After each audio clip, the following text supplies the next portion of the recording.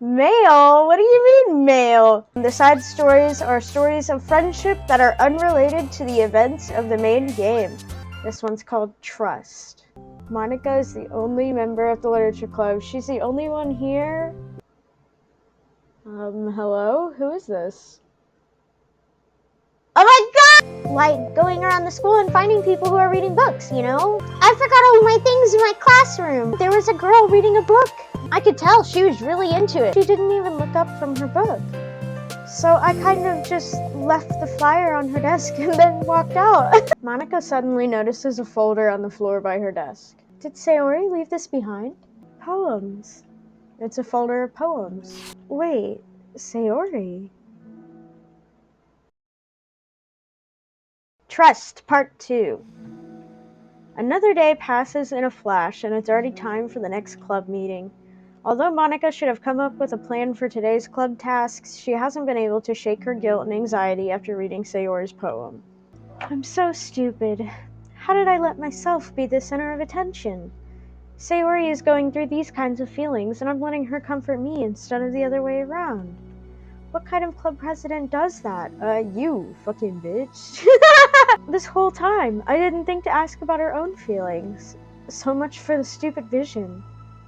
Sayori enters the club room with her usual smile. But upon seeing the downcast Monica, her smile quickly fades into an expression of concern. Monica, is everything okay? I'm really sorry. I'm such a terrible friend. Huh? What are you talking about? You're an amazing friend. Didn't y'all just meet like 2 days ago? Monica shakes her head. I made this all about myself. Even you said so yesterday. You told me that I'm trying to make the club that I need the most, right? But my problems are so trivial compared to yours. Sayori responds quietly. What are you talking about? But as she says that, her face darkens. Through the silence, Sayori mutters her realization. I left my folder here. Monica stares blankly ahead, unable to come up with a response. I wasn't ready to share those. Now you're worrying about me. I don't want that. But why? We're friends, right? Wordlessly, Sayori nods. Friends look out for each other. I want to be here for you as much as you're here for me. Another long moment passes in silence. The air is incredibly heavy. This is different. It wasn't just about you yesterday. It was about the club. Besides, things were so happy yesterday. You don't need to do this all of a sudden. I don't want it. I like happy. So, if you do this, then you're just being selfish. Monica massages her forehead, struggling through the frustration of such a paradox. It's understandable that Sayori isn't ready to share certain things, but as fair as it is for Monica to pry, it's also painful for Monica to force herself to ignore the needs of her friend. I'm sorry I looked. I disrespected your privacy. No, I don't blame you for looking. You would have at least needed to check if it was mine. Yeah. Monica takes a deep breath. Okay. I understand that you don't want me to worry, and I think I'll be able to put this aside so that we can move on. But can you promise me something? Promise you what? Monica pauses to collect her thoughts. This is the literature club. It's a place where people can express themselves in the ways that life normally doesn't allow them to. That's the vision. In fact, it's our vision. Right the way into your heart, or whatever.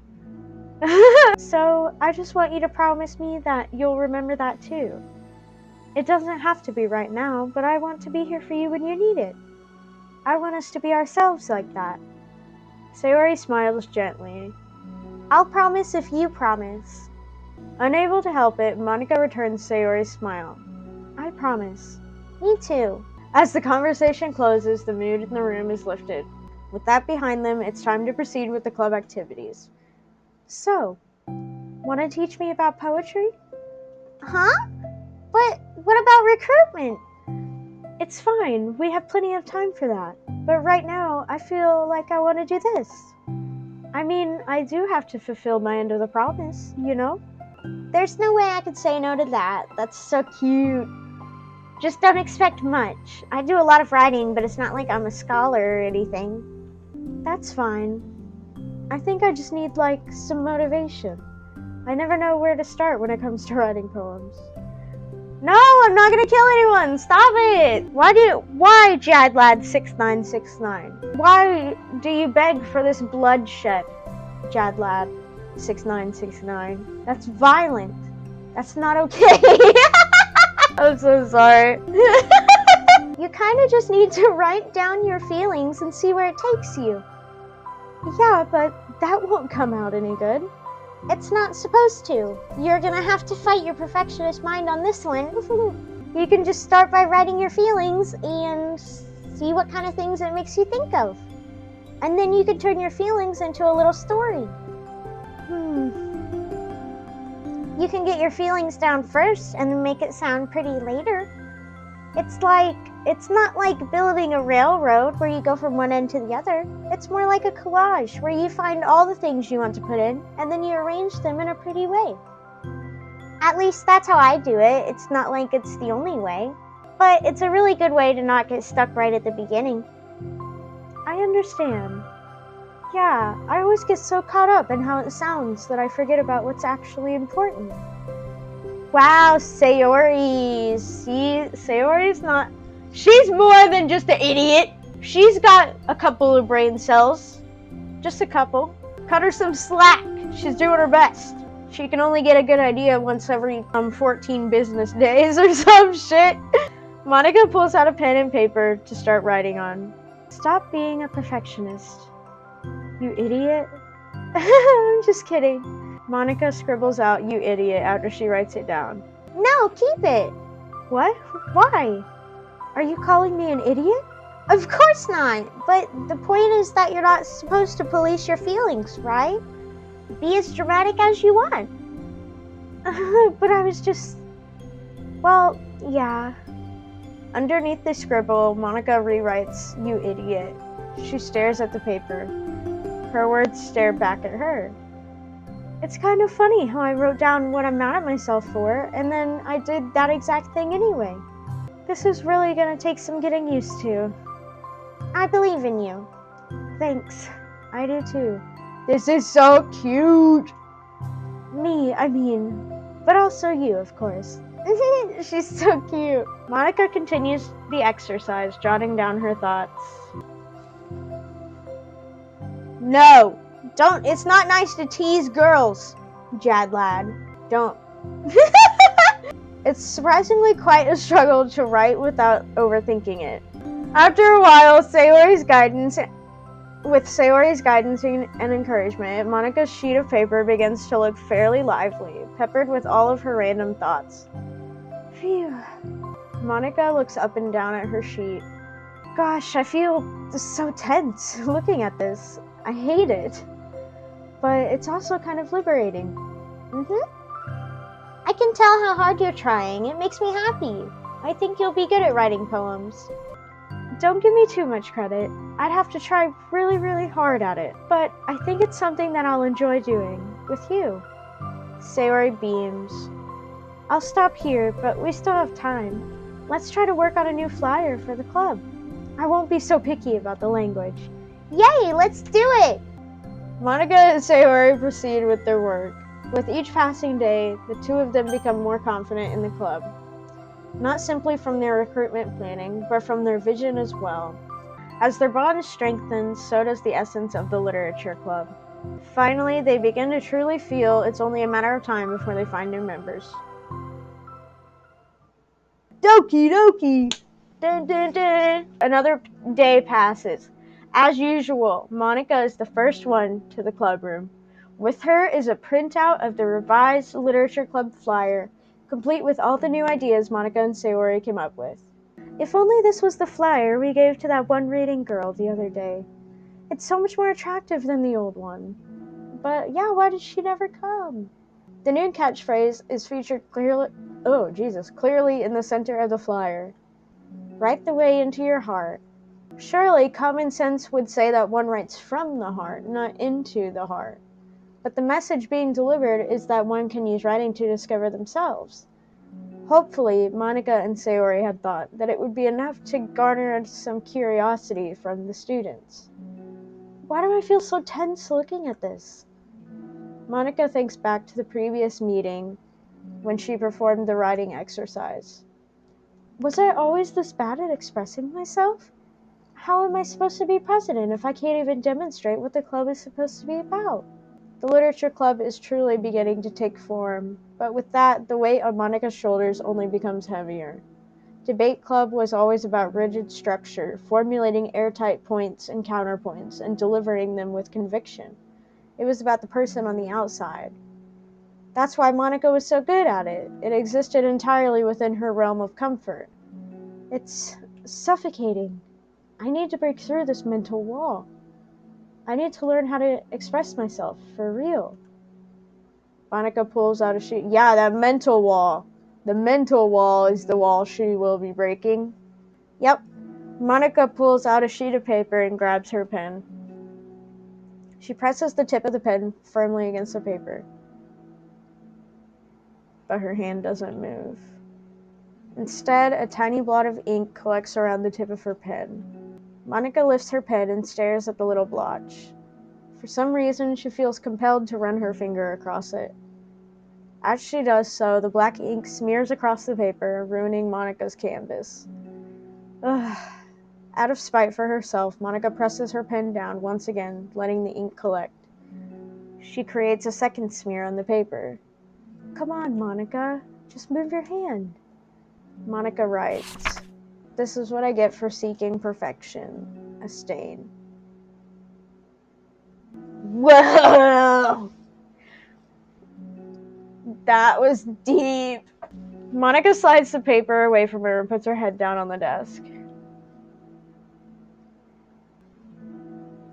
The air conditioner seems louder today. I'm here. Hi. Monica hears Sayori approach her desk, then stop for a second, probably reading the piece of paper. Then she sits down in the adjacent desk. Bad day? Mm-hmm. Me too. You too? The new flyer looks so good. You've been working so hard. On the club, but also something else, I think. I can't do it. I'm sorry. It's so hard to just be vulnerable. Sayori takes the sheet of paper from Monica's desk. She writes something down, then stares at it for a while. Can I trust you? Of course. You can trust me with anything. Sayori gazes at Monica with sadness in her eyes. I'm nervous. What did she give her? Understanding the signal, Monica takes the paper from Sayori's desk and reads it. I'm scared. What did she give her?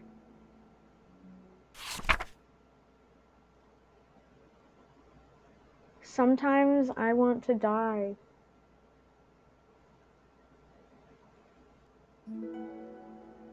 Sayori, This is really, really hard for me. her voice shakes. So if I can do it, then you can too. Because you're like a million times better than me. That's completely not true. Sayori takes a deep breath, trying to steady herself. That's something about me that I've never told anyone before. Even now, my head is like screaming at me to stop. Wait, you don't have to force yourself. I mean, just because of the promise yesterday. No, I want to. It just feels right. I mean, maybe it's part of the reason I came to this club in the first place. This is the literature club. I trust you more than I'm scared. At those words, Monica stands up. Sayori must have taken days to work up the courage for this. Were Monica's own futile but genuine efforts actually the push that Sayori needed? Sayori's deliberate breaths can be heard over the air conditioner.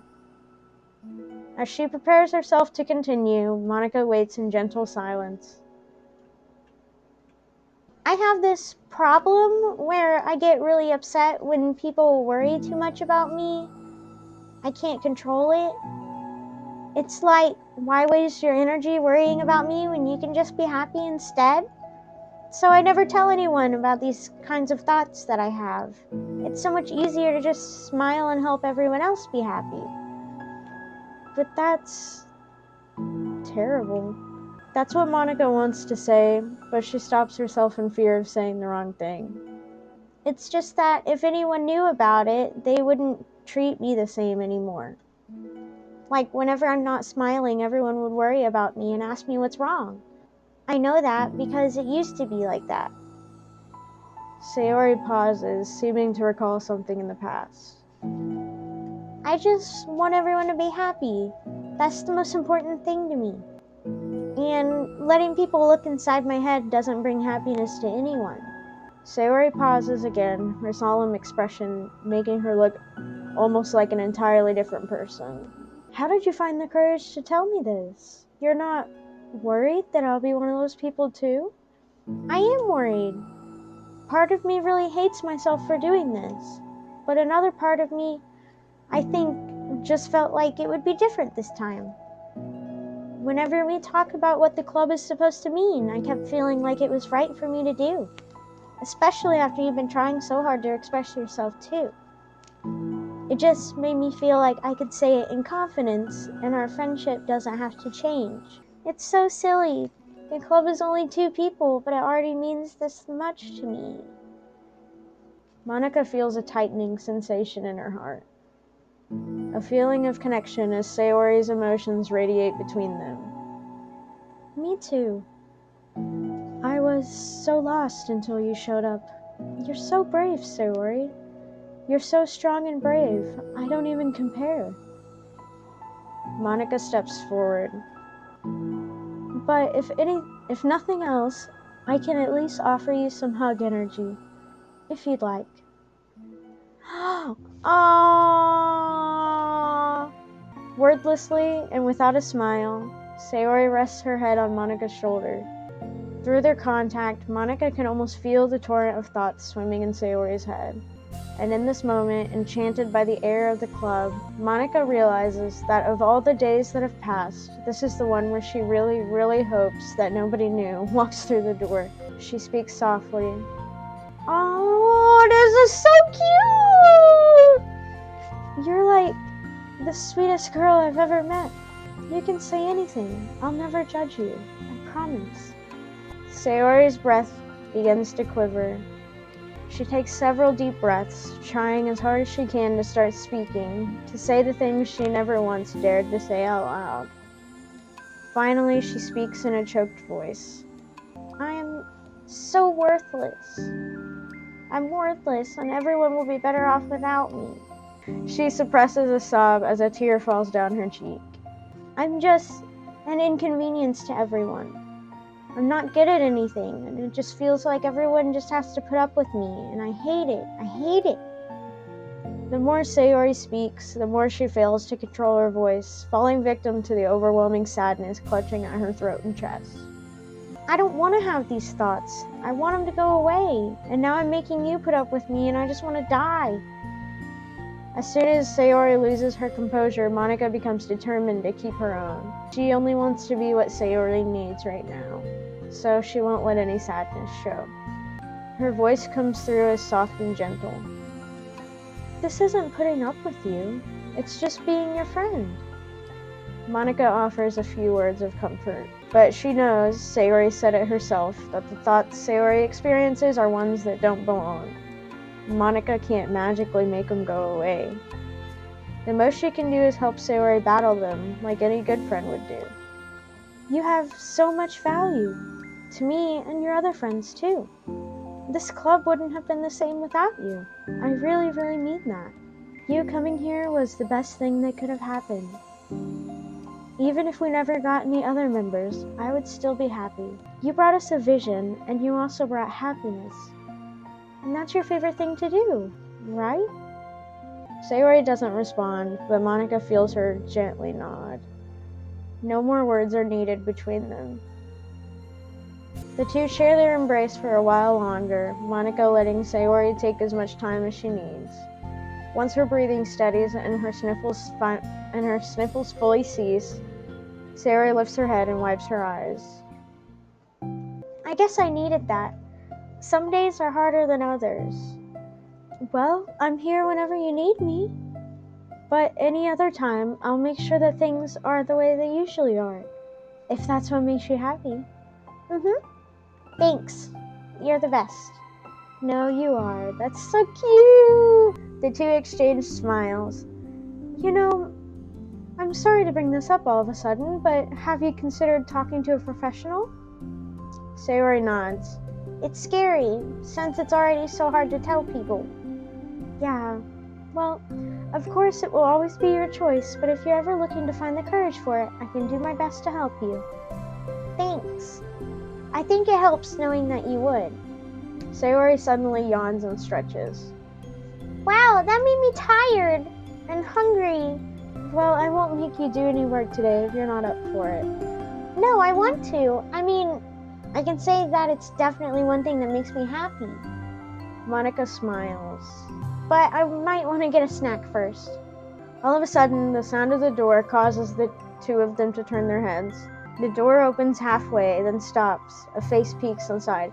Is it me? A face that seems familiar.